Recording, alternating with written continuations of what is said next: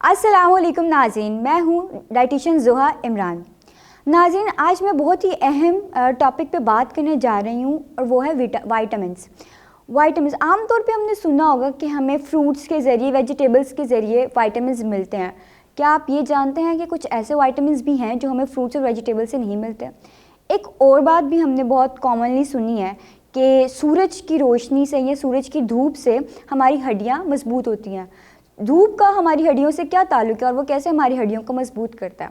चलिए आइए इस पे बात करते हैं और समझते हैं कि धूप से हमारी हड्डियों को कैसे फ़ायदा पहुंचता है। एक बहुत ही अहम विटामिन है विटामिन डी, जो हमें सनलाइट से मिलता है, यानी धूप से मिलता है। विटामिन डी के हमारी बॉडी में क्या रोल है? कैल्शियम, जैसा कि हम सब जानते हैं, वो हमारी हड्डियों को मजबूत करता है। कैल्शियम हमारी बॉडी में मौजूद होने के बावजूद अब्जॉर्ब नहीं होता और वो अपना फंक्शन परफॉर्म नहीं करता जब तक विटामिन डी हमारी बॉडी में ना हो। और विटामिन डी 3 हमें कहाँ से मिलता है? विटामिन डी हमें मिलता है सनलाइट, धूप से। ऐसे लोग जो ऐसे इलाकों में रहते हैं जहाँ पे धूप कम होती है, या ठंडे इलाके हैं और जहाँ पे उनका सनलाइट से एक्सपोजर कम है, तो वो विटामिन डी 3 की डेफिशिएंसी को कैसे कॉप अप करेंगे? या वो लोग जो सूरज की रोशनी के में रहते हैं और धूप वाले इलाकों में रहते हैं, क्या उनको विटामिन डी प्रॉपर मिलता है या नहीं मिलता? पहले बात करते हैं उन लोगों की जो प्रॉपर सूरज में रहते हैं, ऐसे इलाकों में रहते हैं जहाँ पे सूरज अच्छा आता है, गर्म इलाके हैं और धूप भी अच्छी रहती है। नई रिसर्चेस के अकॉर्डिंग ये बात पता की गई है कि सूरज की रोशनी से हमें हमारा विटामिन डी डेली रिक्वायरमेंट जिसकी है, जो आरडीए की एक फिक्स्ड वैल्यू है, वो हमें नहीं मिल पाता। हम सूरज में 4 से 5 घंटे भी बैठ जाएं, हम अपनी आरडीए की वैल्यू पूरी नहीं कर पाते विटामिन डी की। ये मैं उन इलाकों की बात कर रही हूँ जहाँ पे धूप अच्छी आती है।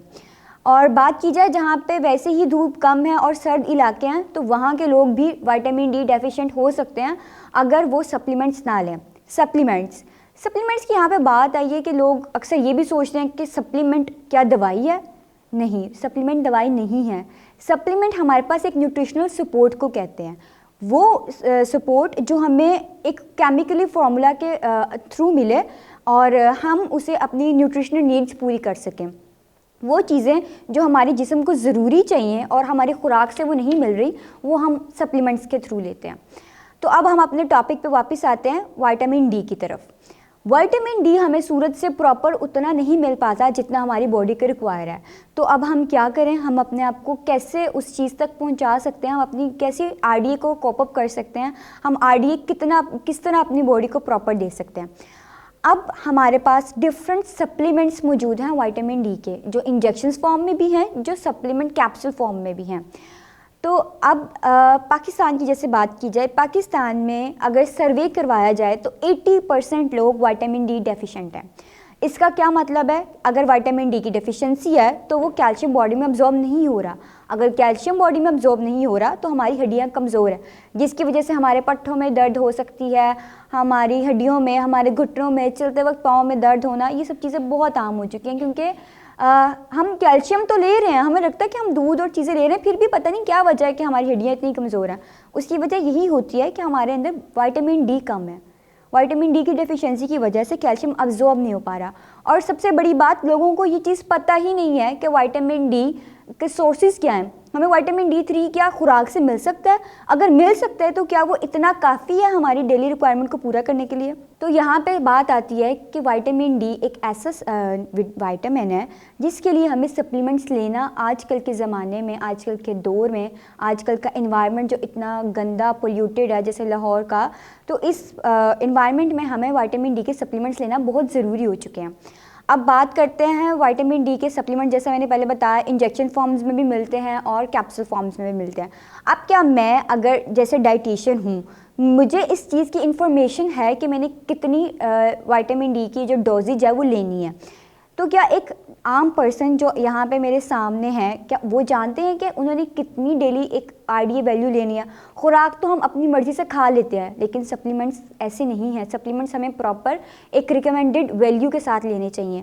इसलिए मैं आप सबसे कहूँगी, अपने करीबी डाइटिशियन से रिकमेंड करें या किसी अच्छे डाइटिशियन से मशवरा लेकर आप अपने विटामिन डी की डेफिशिएंसी को पूरा करने के लिए, अपने कैल्शियम को, अपनी हड्डियों को मजबूत करने के लिए विटामिन डी का इस्तेमाल करें, उनके सप्लीमेंट शुरू करें। इसका कोई साइड इफ़ेक्ट नहीं है। सबसे बड़ी बात, ये दवाई के तौर पे काम नहीं करते, ये न्यूट्रिशनल सपोर्ट है जो आपकी बॉडी को ज़रूरी चाहिए। विटामिन डी कैल्शियम ऑब्जॉर्ब करवाने के अलावा भी और बहुत से फंक्शंस परफॉर्म करता है, जैसे कि हमारे इम्यून सिस्टम को बिल्डअप करता है, हमारा इम्यून सिस्टम बूस्टअप होता है। अगर मैं स्टूडेंट्स की बात करूं तो स्टूडेंट्स भी बहुत ज़्यादा विटामिन डी डेफिशिएंट से पाए जाते हैं। अगर उन्होंने अपने विटामिन डी को प्रॉपर कर लिया तो वो ज़्यादा एक्टिव होंगे, वो अपनी एक्टिविटी ज़्यादा परफॉर्म कर सकेंगे। आपके मूड पे अफेक्ट करेगा, आपका मूड फ्रेश रहेगा, आपको मूड स्विंग्स नहीं आएंगे, क्योंकि अक्सर हमारी बॉडी की कमियों की वजह से ही हमारी मेंटल हेल्थ डिस्टर्ब होती है। अगर हमारी बॉडी में कुछ चीज़ें कम होंगी, कुछ न्यूट्रिएंट्स की डेफिशिएंसी होगी, वही हमारे मूड को ख़राब करती हैं, वही हमें चिड़चिड़ा कर देती है। इसलिए भी विटामिन डी बहुत ज़रूरी है कि वो हमारी इम्यून सिस्टम को हमारे इम्यून सिस्टम को स्ट्रॉन्ग करे और जो हमारी बॉडी को एक्टिव रखे। वो वुमेंस जो प्रेगनेंसी में विटामिन डी डेफिशिएंट हो जाती हैं या होती हैं पहले से ही, और वो कंसीव कर लेती हैं, और अगर वो टाइमली विटामिन डी के सप्लीमेंट्स नहीं लेती तो उनके बेबीज़ में आगे रिकेट्स होने के चांसेस बहुत ज़्यादा होते हैं, उनको नरिश्ड बेबीज़ होने के बहुत ज़्यादा हाईली चांसेस होते हैं। तो इसलिए चाहिए, अगर आप फीमेल्स हैं तो अपने विटामिन डी की जो आपकी आईडी वैल्यूज़ हैं उनको ज़रूर मीटअप करें। और दूसरे एल्डर पीपल्स, या हम कॉमनली बात करें अब तो यंग जनरेशन को भी ऑस्टियोपीनिया जैसी बीमारी हो जाती है। उसकी भी वजह यही है कि यहाँ तो हमारी डाइट में कैल्शियम नहीं है, और कैल्शियम है भी तो विटामिन डी ही नहीं है हमारी बॉडी में जो कैल्शियम को हमारी बॉडी में अब्जॉर्ब करवाए, तो वो ऑस्टियोपीनिया बनता है। Osteopenia is the first stage, and अगर उसको ट्रीट ना किया जाए, अपने न्यूट्रिएंट्स ना टाइमली लिए जाए, तो वो ऑस्टियोपोरोसिस में कन्वर्ट हो जाता है। और ऑस्टियोपोरोसिस में हमारी बोन्स जो है वो भुरभुरी होना शुरू हो जाती हैं, उनके अंदर सुराख होना शुरू हो जाते हैं, वो खोखली होना शुरू हो जाती हैं। तो मैं आप सबसे रिक्वेस्ट करूँगी कि आप सब लोग अगर मेरे इस वीडियो के ज़रिए, ये सब लोग जो देख रहे हैं, उनसे रिक्वेस्ट करूँगी कि अपनी बॉडी को असेस करें और देखें कि आपकी बॉडी में कौन सी न्यूट्रिशनल डेफिशिएंसी है और उसको कॉप अप करें, इससे पहले कि कोई बड़ी बीमारी आपको आ पकड़े और आपके लिए मज़ीद मुश्किलात सामना करना पड़े। तो आज के लिए इतना ही।